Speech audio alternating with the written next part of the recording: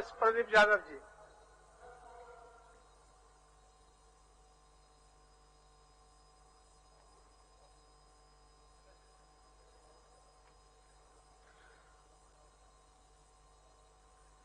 अध्यक्ष महोदय,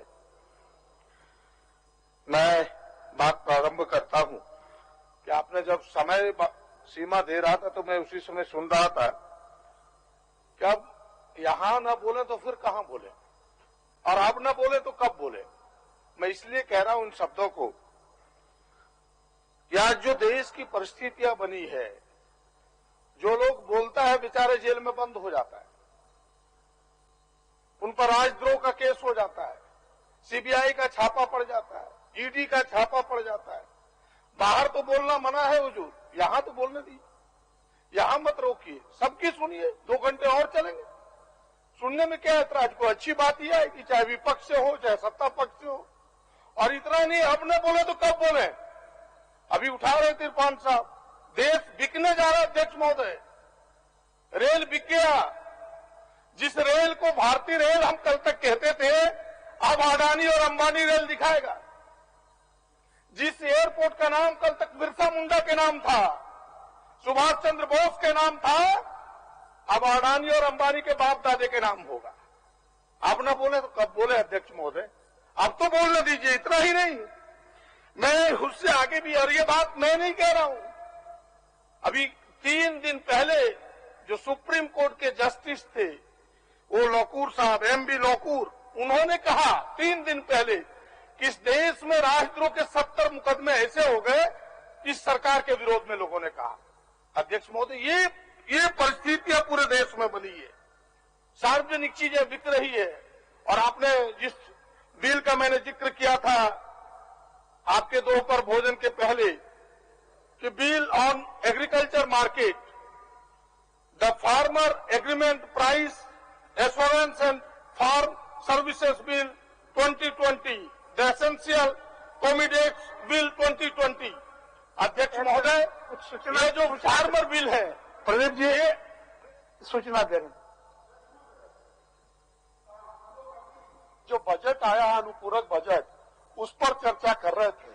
अभी माननीय इरफान जी ने अपना पूरा बजट भाषण आया, क्या इस बजट से रिलेटेड कोई भी बात उसमें थी? अभी आदरणीय प्रदीप यादव जी भी अपना शुरुआत की है बजट पे चर्चा, एक भी शब्द बजट से रिलेटेड है? मैं आपसे आग्रह करता हूं कि आपका संरक्षण गलत दिशा में नहीं जाए अध्यक्ष महोदय। धन्यवाद। चलिए प्रदीप जी। मैं वही आ रहा हूं अध्यक्ष महोदय। मैं कह रहा था कि ये बिल जो लाया है, जो किसानों को पंगु बनाएगा, जो कॉर्पोरेट घराने वो खेती करेगा, हम मजदूर बन के रह जाएंगे किसान। अध्यक्ष महोदय, तो अब तो बोलना ही होगा, इसलिए मैं बोलने के लिए खड़ा हुआ हूं अध्यक्ष महोदय। और मैं बात को प्रारंभ करता हूं अध्यक्ष महोदय, जिस बात को कह रहे थे कि अनुपूरक बजट पर चर्चा होनी चाहिए। मैं अनुपूरक बजट की ही चर्चा कर रहा हूं अध्यक्ष महोदय, कि जिस प्रकार लगभग 2,500 करोड़ अनुपूरक बजट सरकार ने लाई है, मैं अनुपूरक बजट का समर्थन करता हूं, कटौती का विरोध करता हूं। लेकिन सरकार से केवल एक बात जानने की इच्छा होती है कि थोड़ा स्पष्ट करना चाहिए इस अनुपूरक बजट को। मुझे पता है, सबको पता है कि सरकार जरूरत के हिसाब से अपने बजट में अनुपूरक 3 अनुपूरक बजट लाती है, और सामान्य रूप से लाती है, कोई उसमें ऐतराज किसी को नहीं होता।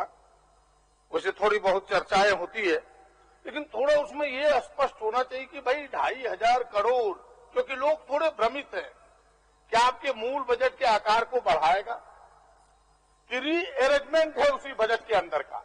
ये बातें स्पष्ट होनी चाहिए, क्योंकि थोड़े लोग भ्रम में, लोगों को लगता है कि 2,500 करोड़ कहीं ऊपर से आ गया, पहले 86,000 करोड़ का था, ये 90,000 करोड़ का बजट हो गया क्या?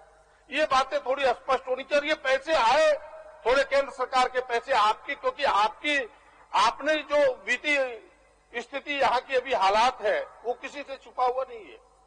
बड़ी मुश्किल में वित्तीय हालात अध्यक्ष महोदय।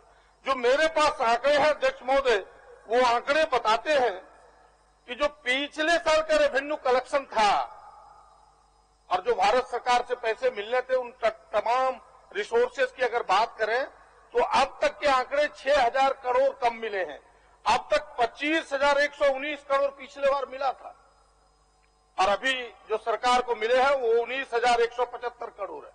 ये तो पिछले साल की तुलना है, लेकिन इस साल तो 25% लक्ष्य अगर आप अधिक कर दें अध्यक्ष महोदय, तो आज के आंकड़े ये बताते हैं कि 12,500 करोड़ हम डेफिसिट में चल रहे हैं, पीछे चल रहे हैं, और जिसमें सबसे अधिक लॉसेस है ग्रांट एड जो भारत सरकार देती है, 4,500 करोड़ रुपया नहीं दिया, जो हमें पता है अध्यक्ष महोदय। ऐसे में से सरकार को ये बताना चाहिए कि आखिर इस बजट को आप कैसे पूरा करेंगे। जो काम आपने ठाना है, जो काम आपने सोचा है, वो कैसे पूरा होगा, क्योंकि थोड़ा हम सब भी जानना चाहते हैं, राज्य की जनता जानना चाहती है, इसलिए जानना चाहती है कि इस कोविड-19 बड़ी बुरी परिस्थिति में लोग फंसे हैं। हमें लगता है कि ये थोड़ा स्पष्ट करना चाहिए।